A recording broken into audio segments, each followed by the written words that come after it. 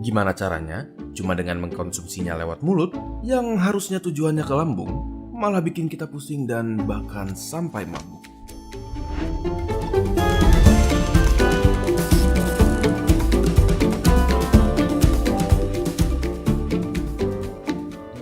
Coba kita mulai dari alkoholnya sendiri.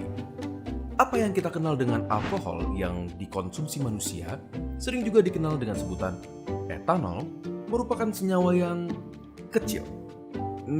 Lebih kecil lagi. Sedikit lagi? Oke. Kenapa sekecil itu? Karena etanol bisa melewati celah yang sangat ketat. Bahkan di salah satu barrier atau pelindung terpenting yang ada di tubuh kita. Coba bayangkan, senyawa-senyawa ini membaur ke dalam saluran darah kita secepat 20 menit bahkan di saat perut kita penuh. Namun, yang sebenarnya membuat kita sampai bisa merasa pusing adalah fakta bahwa senyawa alkohol bahkan membaur ke dalam otak kita. Tapi, bagaimana caranya? Otak kita dilindungi oleh suatu lapisan bernama blood-brain barrier yang fungsinya adalah meregulasikan komponen di dalam darah yang bersirkulasi ke dalam otak. Tapi, karena ukuran senyawa etanol yang sangat kecil, dia dapat dengan mudah menembus blood-brain barrier melalui darah melewati pertahanan tersebut. Inilah yang dapat membuat kita merasa pusing, mual, dan lain-lainnya. Terlalu banyak alkohol dapat memperburuk efek-efek tersebut dan bisa saja membuat kita tidak sadar sama sekali terhadap lingkungan sekitar sekalipun. Kita bisa menjadi terlalu percaya diri, bisa saja muntah, jatuh tidak sadar, dan bahkan koma atau meninggal. Secara alami, hati kita dilengkapi dengan perlengkapan yang memadai untuk menghancurkan senyawa alkohol ini. Tetapi, itu berarti meminta hati kita untuk bekerja lebih keras, lebih dari yang seharusnya. Terlalu banyak alkohol dapat menyebabkan pembesaran pada hati yang disebut alcoholic liver disease. Pada kasus yang berkepanjangan, memaksa hati kita untuk bekerja terlalu keras dapat membuatnya kewalahan dan mati. Kebetulan kita tidak bisa hidup tanpa hati.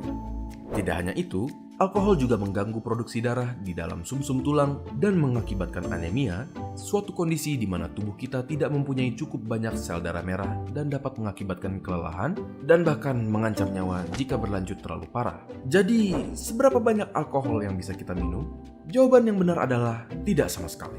Suatu penelitian menunjukkan bahwa meminum alkohol 1 hari saja meningkatkan kemungkinan berkembangnya masalah kesehatan sebanyak 0,5% dibanding mereka yang tidak mengkonsumsinya. Bagaimana menurut kalian? Apakah fakta-fakta ini cukup mengerikan atau terdengar biasa saja? Apakah kalian suka membahas fakta-fakta seperti ini? Bantu teman kalian mengetahuinya juga dengan membagikan video ini agar mereka bisa cari cara lain untuk melupakan mantan. Jangan lupa subscribe untuk mendukung kami dalam mengedukasi lebih jauh lagi. Jika ada topik yang kalian ingin kami bahas, kalian bisa tulis di kolom komentar untuk kami lihat. Terima kasih dan sampai ketemu di video berikutnya.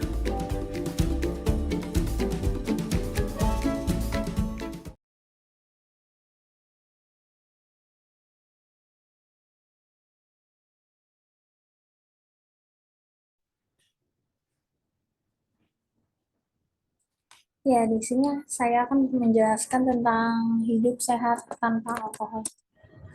Mungkin banyak yang berpikir bahwa alkohol dengan semua alkohol masalah jadi lebih mudah diatasi, minimal perasaan tidak terlalu kacau. Nyatanya, meski efek alkohol dapat membuat seseorang lebih menikmati sesuatu, bersenang-senang, atau melupakan hal-hal yang mengganggu, itu semuanya berlangsung sementara.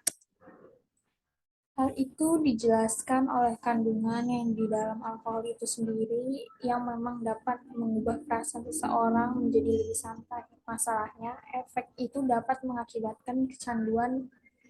Efeknya mencandu sesuatu yang sudah pasti tidak baik. Alkohol. Minuman beralkohol atau kadang disingkat minol adalah minuman yang mengandung etanol.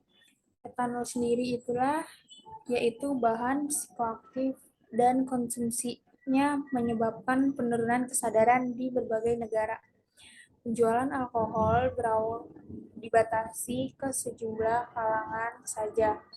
Umumnya, orang-orang yang telah melewati batas usia tertentu, minuman beralkohol dibuat dengan cara fermentasi kamir dari bahan baku yang mengandung pati atau gula tinggi. Bahan baku yang umum dipakai yaitu biji-bijian seperti jagung, beras, gandum, dan barley. Umbi-umbian seperti kentang dan umbi kayu. Buah-buahan seperti anggur, apel, pir, dan ceri. Tanaman palem eh, seperti aren, kelapa, siwalan, dan nipah. Gula tebu dan gula bit beserta molasses. Khusus bahan baku biji-bijian sebelum proses fermentasi berlangsung, bahan-bahan tersebut diproses terlebih dahulu dengan cara merendamnya sampai menjadi kecambah. Kemudian direbus dan diproses menjadi bubur dan dimasak kembali. Lamanya proses fermentasi itu tergantung pada bahan yang digunakan dan jenis produk yang akan dihasilkan. Proses pemeraman singkat atau fermentasi tidak sempurna yang berlangsung sekitar 1-2 minggu dapat menghasilkan produk dengan kandungan etanol 3-8%. Contohnya adalah produk bir, sedangkan proses pemeraman yang lebih panjang atau fermentasi sempurna yang dapat mencapai waktu bulanan bahkan tahunan seperti pembuatan wine dapat menghasilkan produk dengan kandungan etanol sekitar 7-18%. Seorang pecandu alkohol mengonsumsi terlalu banyak alkohol pada waktu dan minum yang terlalu banyak dalam waktu seminggu dapat merasakan gejala putus zat atau withdrawal syndrome, peningkatannya rasa lelah, depresi, dan gangguan emosional. Bertambahnya jumlah minuman atau kadar alkohol yang diminum dapat mengganggu pengguna alkohol. Dampak negatif alkohol bagi tubuh manusia. Bagi pria, gangguan kognitif atau gangguan sel pada otak, GOUT, merusak penampilan, kanker usus besar, kanker hati, disfungsi ereksi. Dampak lainnya ada keracunan alkohol, sistem kekebalan, tubuh berkurang, mengganggu kesehatan tulang dan otot, kadar gula.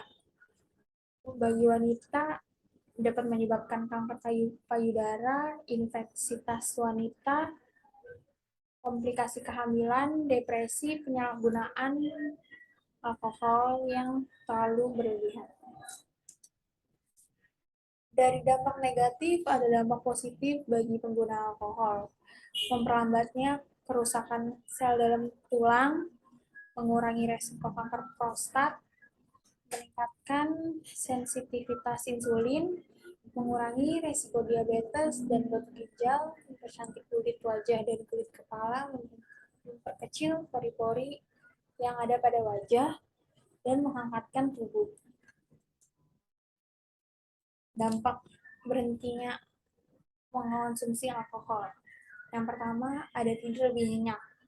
Penelitian terbaru yang diterbitkan di jurnal Alcoholism Clinical dan Experimental Research menyebutkan bahwa minum alkohol sebelum tidur akan meningkatkan alfa pola gelombang di otak tetap beraktivitas meskipun dalam kondisi istirahat, yang mengakibatkan tidur kurang nyenyak dan terganggu. Badan terasa lebih segar. Ada banyak kandungan di dalam minuman beralkohol, beberapa di antaranya ada gula, pati, dan kalori kosong tanpa nilai gizi. Terbayangkan gimana kalau kita mengonsumsi alkohol yang terlalu banyak.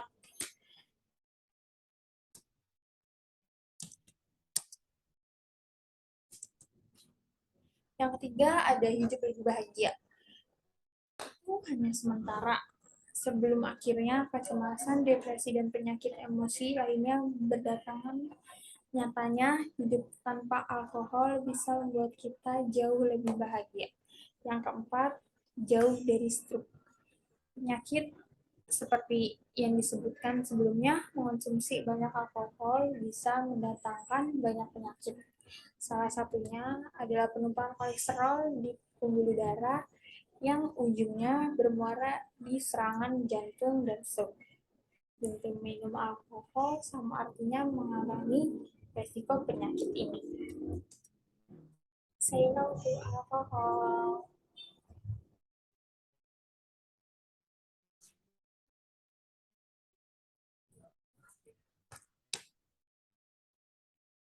Kalau suka nonton film berantem-beranteman, kalian pasti tahu kalau ada banyak jurus yang bisa dipakai. Tapi ada satu jurus yang sering muncul, iya, jurus mabuk. Badan luas, jalan sempoyongan, pukulan gak beraturan tapi malah jadi makin jago. Tapi emangnya apa sih yang terjadi ketika otak lagi mabuk? Apa bener bisa bikin kita jago kungfu?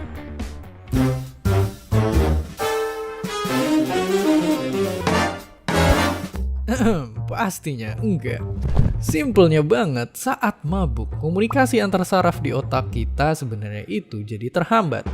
Ibaratnya mereka kayak lagi main mainan satu ini. Tiap orang harus fokus merhatiin pesan, tapi kalau ada satu aja yang salah dengar, di ujung jadi kacau. Hal inilah yang nimbulin orang mabuk kelakuannya suka bikin gak habis pikir. Tapi emangnya kenapa alkohol yang masuknya ke perut bisa lolos sampai otak? Oke, gini. Alkohol itu masuk ke perut dan diserap darah, terus masuk ke hati. Di sini alkohol bakal diubah jadi zat ini yang bahaya buat tubuh kita. Tapi tenang dulu, enzim ini bakal ngubah zat jahat tadi jadi zat yang sehat dan aman. Tapi sayangnya, walaupun udah kerja keras sebagai kuda, para enzim ini butuh waktu buat ngubah semua alkohol. Jadi mereka ibaratnya yang harus ngantri. Tapi ada aja yang nakal dan terus kabur sampai akhirnya nyasar ke otak. Oke, terus selain bikin mabuk, ngapain aja alkohol di sana? Jadi alkohol itu bisa bikin otak ngehasilin lebih banyak hormon ini yang membuat orang jadi seneng. Selain itu mereka suka ngeganggu bagian otak yang ngontrol keseimbangan badan kita. Makanya orang mabuk jalannya sempoyongan. Dan mereka juga bisa makin pede buat deketin si dia karena alkohol ngegangguin bagian otak yang ngontrol kepribadian. Tapi sebenarnya efek alkohol buat masing-masing orang bisa beda-beda. Semuanya dipengaruhin sama 3 faktor ini. Terus, karena kerjaannya gangguin otak, kadar alkohol yang udah berlebihan di dalam tubuh kita bisa ngebikin sistem kerja hormon dan pernapasan jadi kacau. Bahkan bisa nyebabin kematian.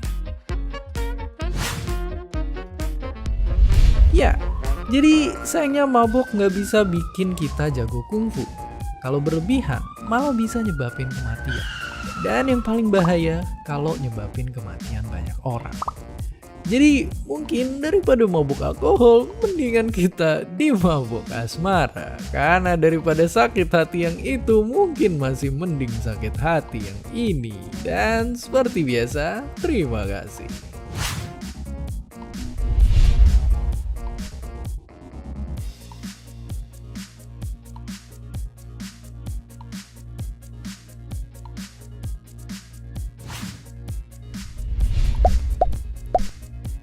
Terima kasih udah nonton Kok Bisa. Punya pertanyaan lagi? Tulis aja di kolom komentar di bawah. Keep asking and stay curious.